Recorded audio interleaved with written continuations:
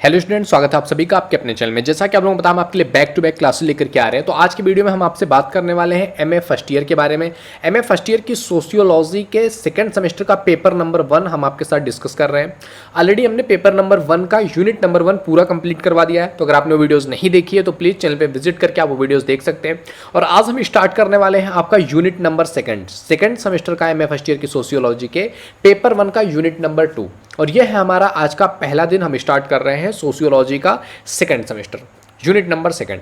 आइए देखते हैं इसमें क्या चीज़ें हमको पढ़नी है। तो सबसे पहले जो हमको पढ़ना होता है ना, तो वो होता है दीर्घ उत्तरीय क्वेश्चंस। समझ रहे हैं? तो दीर्घ उत्तरीय क्वेश्चंस अगर आपसे पूछ लिया जाता है, चाहे वो 10 मार्क्स में हो या 20 मार्क्स में आपसे पूछा जा रहा है, तो इसमें आप देखोगे आपका जो पूरा पेपर है ना, पेपर 1, इसमें टोटल 5 ऐसे विद्वान हैं जिनके बारे में आपको डिटेल में अध्ययन करनी है। तो पहले विद्वान के बारे में ऑलरेडी हमने कार्ल मार्क्स के बारे में पढ़ रखा है। और आज का जो हमारा वीडियो स्टार्ट हो रहा है, ये हमको पढ़ना है मैक्स वेबर के बारे में। यानी कि सेकंड यूनिट में आपको मैक्स वेबर से रिलेटेड क्वेश्चंस के बारे में आंसर देना है। तो चलिए देखते हैं मैक्स वेबर से रिलेटेड जो क्वेश्चंस हैं उनके क्वेश्चंस का आंसर हमको कैसे अपने एग्जाम्स में देना है। तो देख सकते हैं पहला क्वेश्चन आपसे पूछा है वो है कि मैक्स वेबर के जीवन चित्रण और कृतियों का वर्णन करो। कि मैक्स वेबर का आखिर जो है लाइफ स्टाइल कैसा था, लाइफ कैसा था, उनकी जीवनी क्या थी, उन्होंने क्या क्या चीज़ें कंट्रीब्यूशन किया है, क्या क्या उन्होंने लेख लिखे हुए हैं, इन सारी चीज़ों के बारे में हमको डिस्कस करना है। तो देख सकते हैं प्रसिद्ध जो समाजशास्त्री हैं कार्ल मार्क्स, मैक्स वेबर, इनका जन्म जो है 21 अप्रैल 1864 में जर्मनी के इरफुर्ट, ये एक जगह है, वहाँ पर एक धनी परिवार में इनका जन्म हुआ था मैक्स वेबर का। इनके पिता एक प्रतिष्ठित उदारवादी राजनीतिज्ञ थे, यानी कि नेशनल लिबरल पॉलिटिशियन थे। इस कारण इनके पास अनेक प्रमुख राजनीतिज्ञ और नेता आते जाते रहते थे, क्योंकि इनकी फादर ऑलरेडी खुद ही नेता थे, तो नेताओं का आना जाना लगा रहता था। स्वभावतः जो है बेबर को उनसे अपना संबंध स्थापित करने का अवसर मिल सका, उनके बारे में जानने का अवसर मिल सका। इतना ही नहीं, उन राजनीतिज्ञों तथा नेताओं के जो विचार थे, जो उनकी भावनाएं थी, जो दृष्टिकोण था, उसका भी जानने को मिला। वो सभी चीज़ें उससे भी वो परिचित हुए। और बाल्यावस्था से ही पढ़ने वाले इस प्रभाव को मैक्स वेबर अपने व्यस्क जीवन में भी न टाल सके, यानी कि जब वो व्यस्क हुए, बड़े हुए, तब भी वो चीज़ें मिलती ही रही।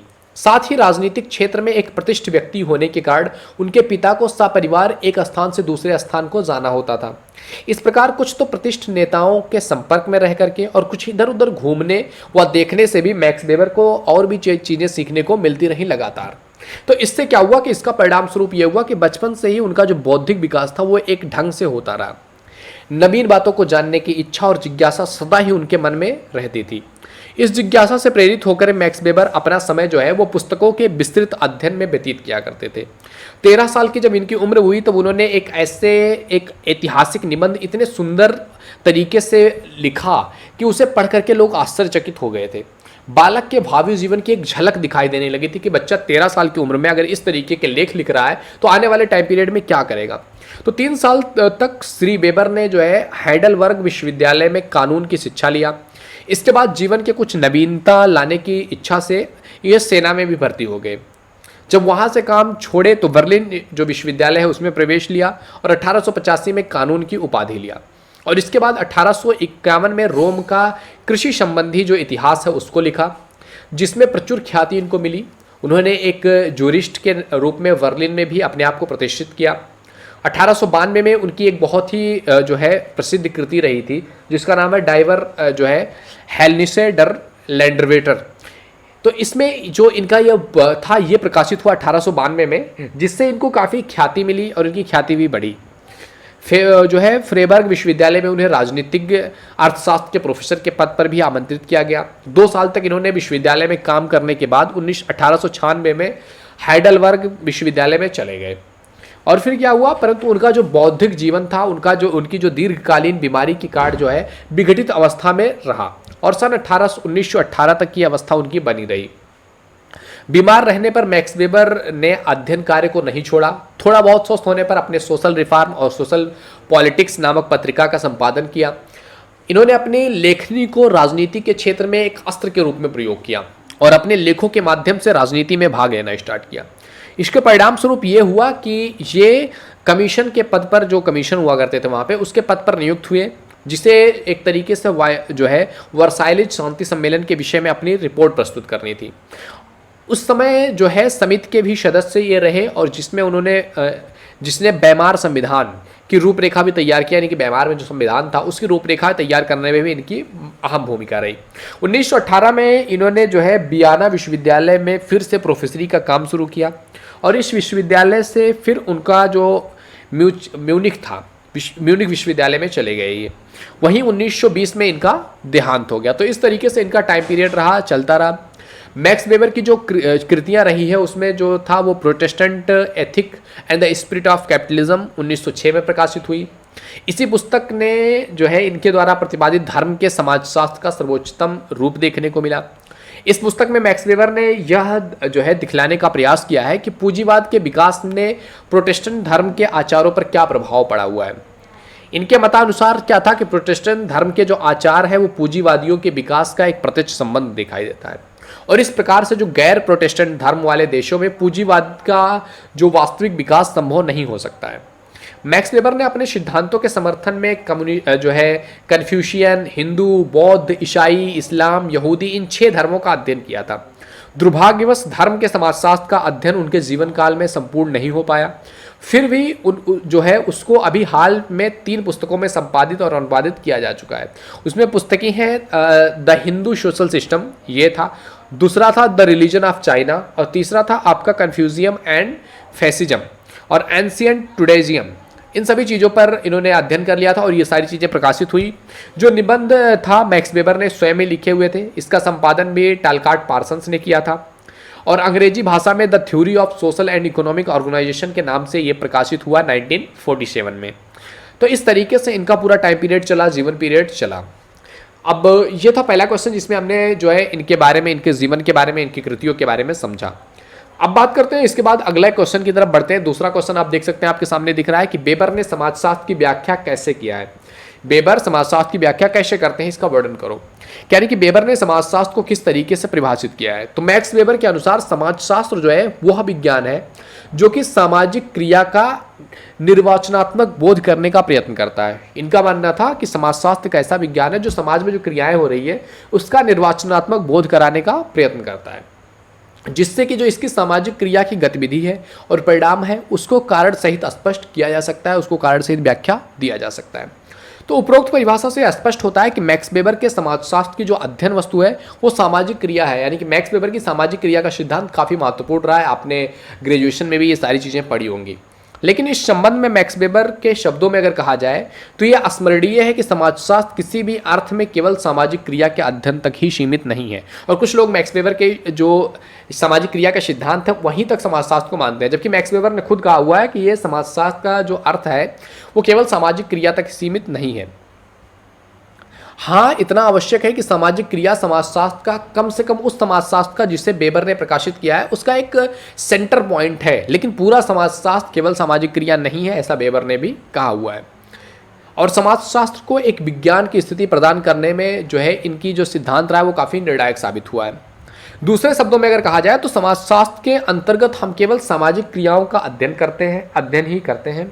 इसे ऐसा समझना गलत होगा। हाँ, इतना अवश्य है कि सामाजिक क्रियाएं समाजशास्त्र का जो है सेंटर पॉइंट है, केंद्रीय विषय वस्तु है, जो कि समाजशास्त्र को एक यथार्थ विज्ञान तक पहुंचने में जो स्तर है उस स्तर तक पहुंचने में सहायता देती है। जो है यदि मैक्स वेबर की परिभाषा को फिर से दोहराया जाए तो हम ये कह सकते हैं कि जो समाजशास्त्र है वो सामाजिक क्रिया का निर्वाचनात्मक बोध करने में प्रयत्न करता है।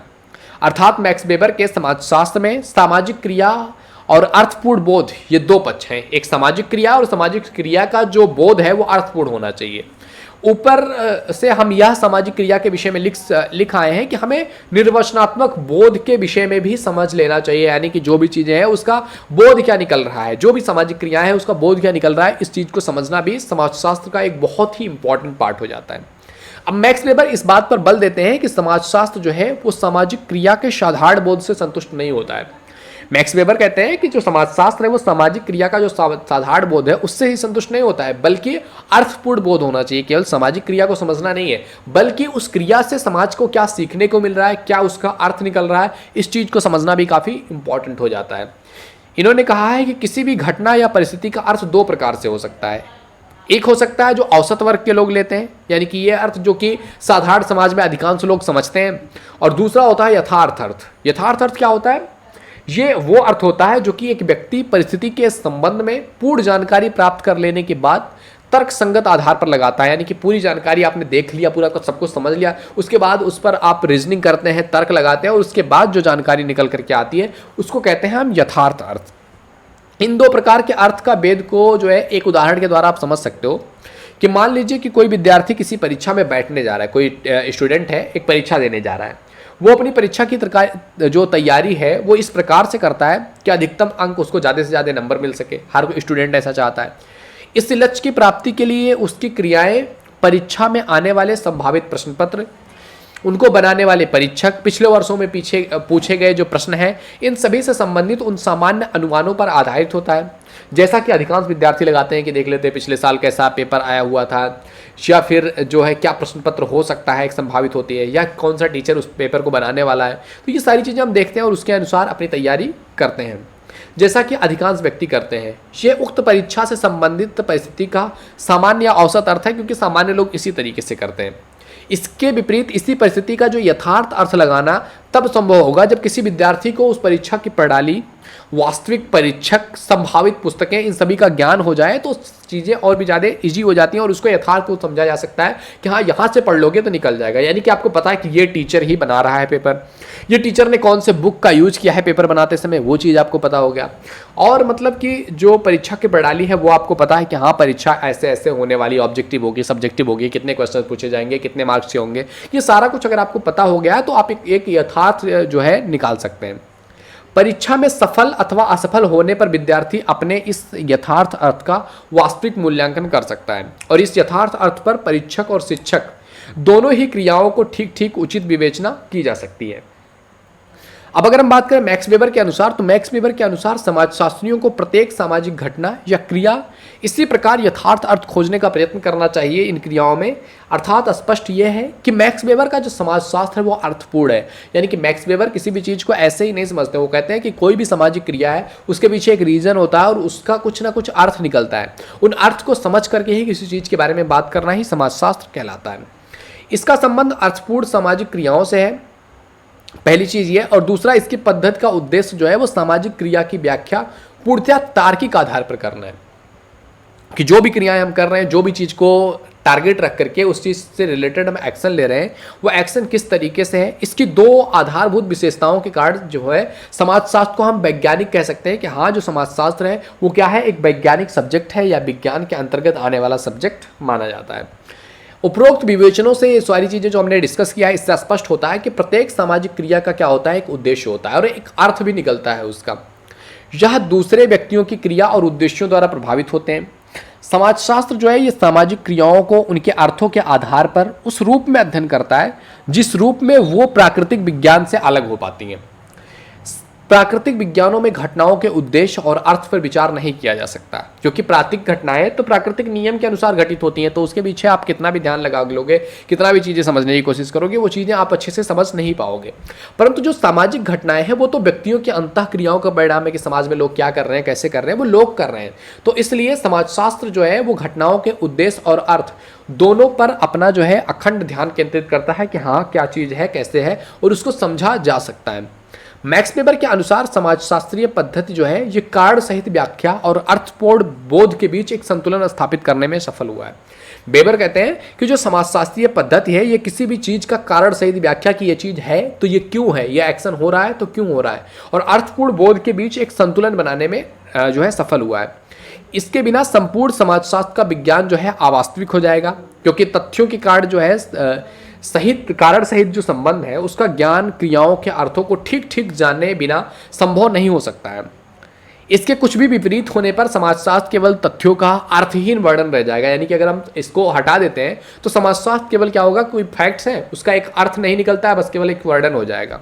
दूसरे शब्दों में अगर हम बात करें तो समाजशास्त्रीय पद्धति का जो प्रमुख उद्देश्य है वो सामाजिक घटनाओं के कारण को ढूंढ निकालना है, कि सामाजिक घटनाएं कोई भी हो रही हैं, उन घटनाओं के पीछे रीजन क्या है, कारण क्या है। परंतु इन कारणों का पता हम तभी लगा सकते हैं जब हमें व्यक्ति की सामाजिक क्रियाओं का अर्थपूर्ण बोध न हो। यह भी सच है कि सामाजिक क्रिया कोई भी आपसे आप घटित होने वाली प्राकृतिक घटना नहीं है। यानी कि जो भी सामाजिक क्रियाएं होती है वो अपने आप नहीं होती हैं।